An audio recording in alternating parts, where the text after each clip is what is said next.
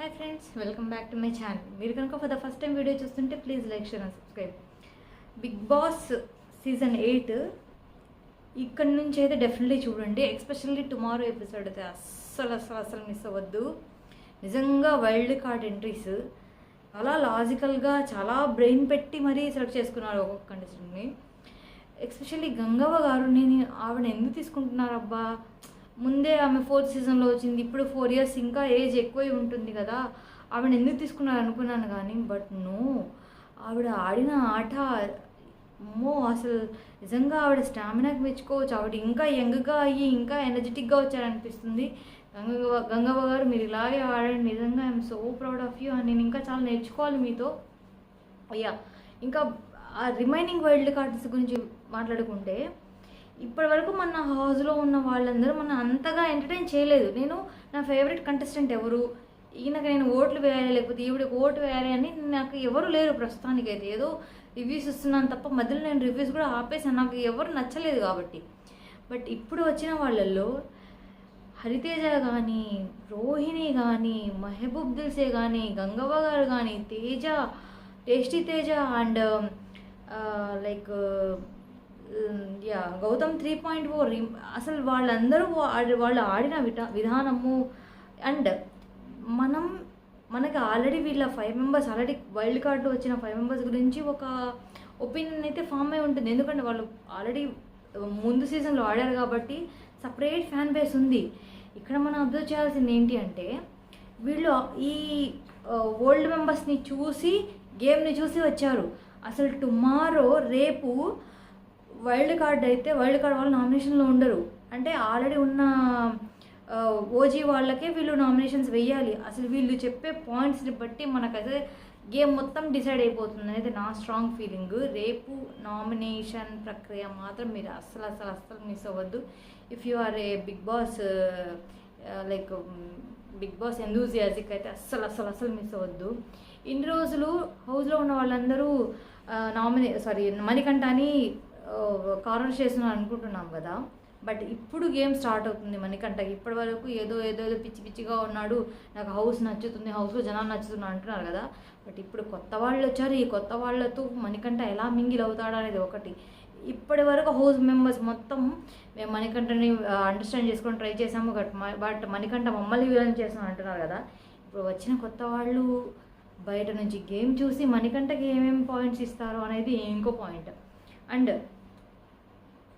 ఈసారి డెఫినెట్లీగా యష్మి, విష్ణుప్రియ, మణికంఠ అండ్ ప్రేరణ అయితే ఈసారి ఉండకపోవచ్చు నామినేషన్స్లో. బట్ ఏమో స్ట్రాంగ్ కంటెస్టెంట్ అని ఇవ్వచ్చు. సీత, వీళ్ళందరూ అయితే నామినేషన్స్లో ఉంటున్నారు. అండ్ బాటమ్ 2లో డెఫినెట్లీ యష్మి అండ్ సీత అయితే డెఫినెట్లీ ఉంటారండి. ఎందుకంటే వాళ్ళిద్దరే కదా ఇప్పుడు కొంచెం ఇంకా మన విష్ణుప్రియ లాస్ట్ వీక్ కొంచెం బాటమ్ 3లో ఉంది, బట్ తర్వాత పికప్ అయింది. ఈసారి ఇప్పటి నుంచి గట్టిగా విష్ణుప్రియ ఆడితేనే మనకు ఆట, లేకపోతే ఆవిడ గ్రాఫ్ కూడా చిన్నగా పడిపోతుంది. కాబట్టి Vishnupriya she should be very careful. Manikanta ఇప్పటి వరకు ఏదో సేవ్ అవుతూ వచ్చాడు, ఏదో బ్రెయిన్ గేమ్ ఆడాడు, ఎమోషనల్ గేమ్ ఆడాడు. కానీ ఇప్పుడు వచ్చిన 5 members అతన్ని ఎలా ఆడుకుంటారో, మణికంఠ ఈ మైండ్ గేమ్ని ఎలా ఎగ్జిక్యూట్ చేస్తాడో, మళ్ళీ ఇంకా ఏడుస్తూ కూర్చుంటాడా, లేకపోతే సింపతి గేమ్ని ఆపేసి మళ్ళీ గట్టిగా ఆడతాడని చూడాలి. అండ్ నిఖిల్ అండ్ పృథ్వీ చాలా స్ట్రాంగ్ కంటెస్టెంట్స్ అనుకున్నాం కదా. బిగ్ బాస్ కూడా చాలా మైండ్ గేమ్ ఆడతాడండి. వాళ్ళు సెలెక్ట్ చేసుకున్న పర్సన్ ఎలా సెలెక్ట్ చేసుకున్నారు, మెహబూబు చాలా గట్టిగా ఆడే పర్సనే, గౌతమ్ చాలా గట్టిగా ఆడే పర్సన్ని, అండ్ ఎవరు ఉన్నారు ఇంకా, ముక్కు అవినాష్ కూడా మంచిగా ఫిజికల్ టాస్క్లో మంచిగా ఆడే పర్సనే. ఇప్పటి వరకు మనకు వాళ్ళు రివ్యూస్ తీసుకుంటారు. ఈవెన్ మేము పెట్టిన ఒక పోస్ట్కి దాని కింద కామెంట్స్ ఇస్తే అవన్నీ బిగ్ బాస్ టీం చదువుతారండి, దాంట్లో అయితే ఎలాంటి డౌటు లేదు. ఇప్పుడు ఇక్కడ ఆల్రెడీ ఉన్న వాళ్ళే మనం అంతగా ఎంటర్టైన్ చేయట్లేదు అలా అనుకున్నాం కదా. దానికోసం ఎంతమంది హౌస్లోకి వచ్చారు. రోహిణి గారు మంచి కామెడీ పీస్, తర్వాత టేస్టీ తేజ మంచి కామెడీ, హరితేజ కామెడీ జనరేట్ చేసేవాళ్ళే.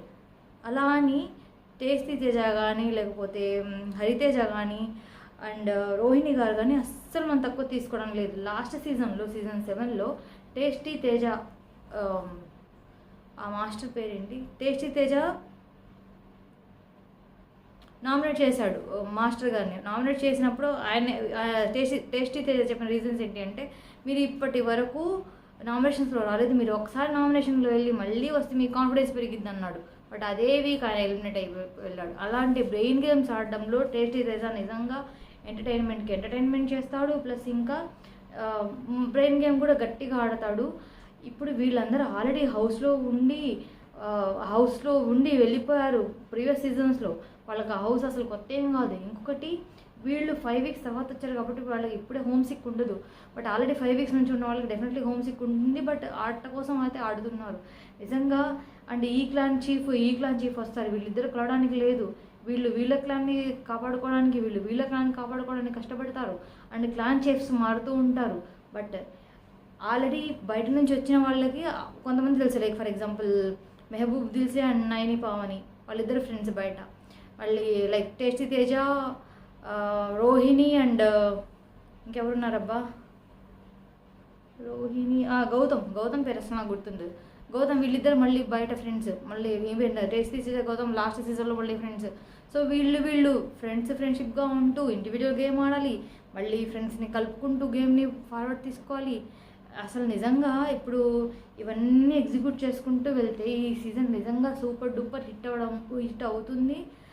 దాంట్లో ఎటువంటి సందేహం లేదు. అందుకే కదా ఇప్పుడు కొంచెం ఒక రేంజ్లో ఆడే వాళ్ళని పెట్టి మిగతా వాళ్ళని ఎలిమినేట్ చేసి కరెక్ట్గా ఫిఫ్త్ వారం లైక్ 6th వారం ఫస్ట్లో 5 వైల్డ్ కార్డ్ ఎంట్రీస్ని తెచ్చి మళ్ళీ సండేనే ఎందుకు తేవాలా? మధ్యలో మిడ్ వీక్ ఎలిమినేషన్ లాగా మిడ్ వీక్లో తేవచ్చుగా. అస్సలు తేడు. వాళ్ళ బ్రెయిన్ గేమ్ చూడండి. ఎందుకు తేడు అంటే, సండే వస్తారు, మండే నామినేషన్ ప్రక్రియ స్టార్ట్ అయింది. ఈ కొత్తగా వచ్చిన వాళ్ళకి 1 వీక్ టైం ఉంటుంది. పాతగా ఉన్న వాళ్ళు లైక్ ఓజీ వాళ్ళు అయితే ఈ కొత్త వాళ్ళని రాయల్స్ని చూస్తారు 1 వీక్. మళ్ళీ మధ్యలో కొట్టుకోవాలి. వాళ్ళు సపోర్ట్ చేసుకోవాలి, వీళ్ళు సపోర్ట్ చేసుకోవాలి, వీళ్ళిద్దరు కలిసి కొట్టుకోవాలి. ఇది గేమ్ ప్లాన్. నిజంగా నాకైతే చాలా బాగా నచ్చింది. ఎస్పెషల్లీ గంగవ్వ గారు అయితే నాకు చాలా నచ్చారు.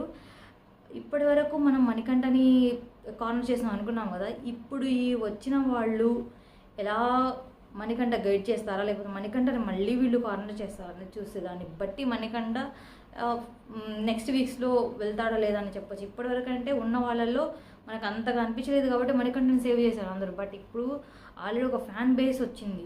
వాళ్ళు మణికంఠ మీద ఎలా పడతారు అనేది మనం చూద్దాం. మణికంఠ అయితే నాకైతే కష్టకాలం అనిపిస్తుంది. నాకు ఎందుకో తెలియదు కానీ but I'm feeling like that తనకి సర్వైవ్ అవ్వడం చాలా కష్టమైతే అనిపిస్తుంది. బట్ గట్టిగా ఆడితే ఏం చేయలేము. బట్ అలాంటి హౌసెస్లో ఉండాలంటే ఫిజికల్గా, మెంటల్గా అన్నిటిగా చాలా ఫిట్గా ఉండాలి. చూద్దాము. మీ ఒపీనియన్ ఏంటి? మీరు ఎవరికి ఫ్యాను, మీ ఒపీనియన్ ఏంటి? అవన్నీ కొంచెం కామెంట్లో పెట్టండి. మీకు కనుక వీడియో నచ్చితే please like, share and subscribe. Thank you so much. ఉంటాను. బాయ్. Good night.